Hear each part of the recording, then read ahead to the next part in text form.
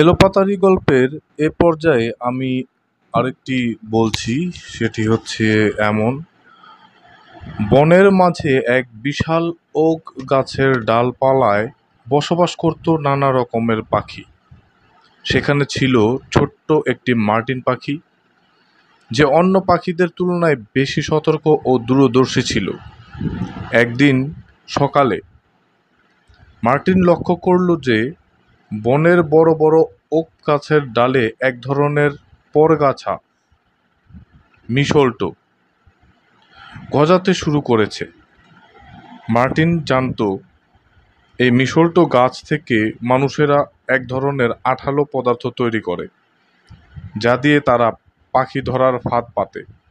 সে তার দূরদর্শিতা দিয়ে বুঝতে পারল যে এটি সমস্ত পাখিদের জন্য বিপদের সংকেত।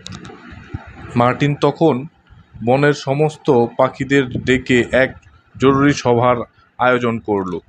সভায় সে উদ্বিগ্ন কণ্ঠে বলল, বন্ধুরা, আমি একটা গুরুত্বপূর্ণ বিষয় নিয়ে আলোচনা করতে চাই।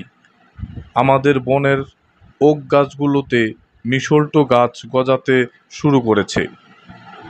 এই গাছ থেকে মানুষেরা আঠা তৈরি করে আমাদের ধরার জন্য। আমরা যদি এখনোই সতর্ক না হই, তাহলে আমাদের সবার বিপদ অনিবার্য।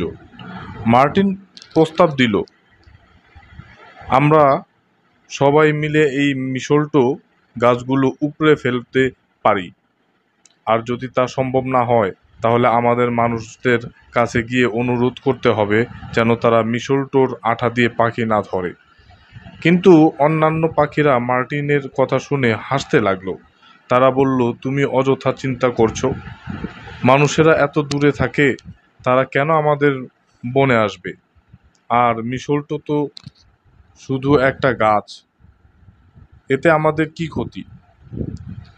একটি বড় পাখি ধমক দিয়ে বলল, চুপ করো মার্টিন, তোমার এই বাজে চিন্তা নিয়ে আমাদের বিরক্ত করো না। আমরা বহু বছর ধরে এই বনে শান্তিতে বাস করছি। মার্টিনের কথা কেউ শুনল না। সে বুঝতে পারল যে অন্য পাখিরা তার সতর্কবাণী গ্রহণ করতে প্রস্তুত নয়। নিরুপায় হয়ে মার্টিন সিদ্ধান্ত নিল বন ছেড়ে মানুষের বসতির কাছে যাওয়ার। বনের পাশেই ছিল একটি ছোট্ট গ্রাম। মার্টিন সেখানে উড়ে গিয়ে একটি বাড়ির ছাদে বসল। সেখানে বাস করত এক বৃদ্ধ কৃষক তার স্ত্রী। সেখানে বাস করত এক বৃদ্ধ কৃষক ও তার স্ত্রী। তারা মার্টিনকে দেখে খুশি হলেন এবং তারা বাড়ির ছাদে একটি ছোট্ট বাসা তৈরি করে দিলেন। মার্টিন মানুষের সাথে বন্ধুত্ব করল।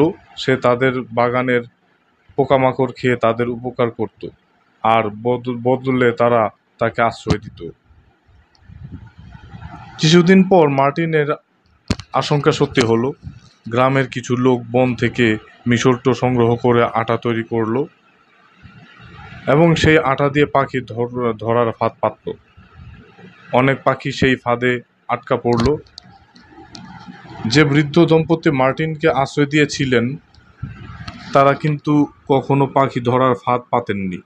বরং তারা অন্য গ্রামবাসীদের বুঝিয়ে বললেন, পাখিরা আমাদের বন্ধু, তারা আমাদের ফসল রক্ষা করে পোকামাকড় খেয়ে।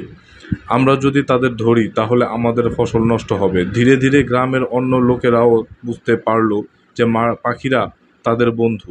তারা পাখি ধরা বন্ধ করলো এবং বনের পাখিদের সুরক্ষার জন্য নিয়ম তৈরি করলো। বনের পাখিরা যখন দেখলো যে মানুষেরা আর তাদের ধরছে না, তখন তারা মার্টিনের কথা মনে করলো। তারা বুঝতে পারলো যে মার্টিন কতটা দূরদর্শী ছিল। একদিন বনের পাখিরা মার্টিনের কাছে এসে ক্ষমা চাইল। তারা বলল, তুমি ঠিকই বলেছিলে মার্টিন, আমরা তোমার কথা না শুনে ভুল করেছি। এখন আমরা বুঝতে পেরেছি যে বিপদ আসার আগেই সতর্ক হওয়া কত জরুরি। মার্টিন তাদের ক্ষমা করে দিল এবং বলল, কোনো সমস্যা নেই বন্ধুরা, আমরা সবাই ভুল থেকে শিখি। এখন থেকে আমরা একসাথে কাজ করব এবং একে অপরের কথা মনোযোগ দিয়ে শুনব। সেই থেকে বনের পাখিরা ও মানুষেরা পরস্পরের সাথে সহাবস্থান করতে শিখল। মার্টিন পাখি মানুষের বাড়িতে বাসা বাঁধতে লাগলো আর মানুষেরা তাদের সুরক্ষা দিতে লাগলো। এই গল্প থেকে আমরা শিখতে পারি যে দূরদর্শিতা একটি মূল্যবান গুণ। কখনো কখনো অন্যরা আমাদের সতর্ক বাণী না শুনলেও আমাদের উচিত সঠিক পথে চলা। সময় এলে সবাই সত্যের মূল্য বুঝতে পারে। ধন্যবাদ। শুনছিলেন সুমন সারওয়ারকে।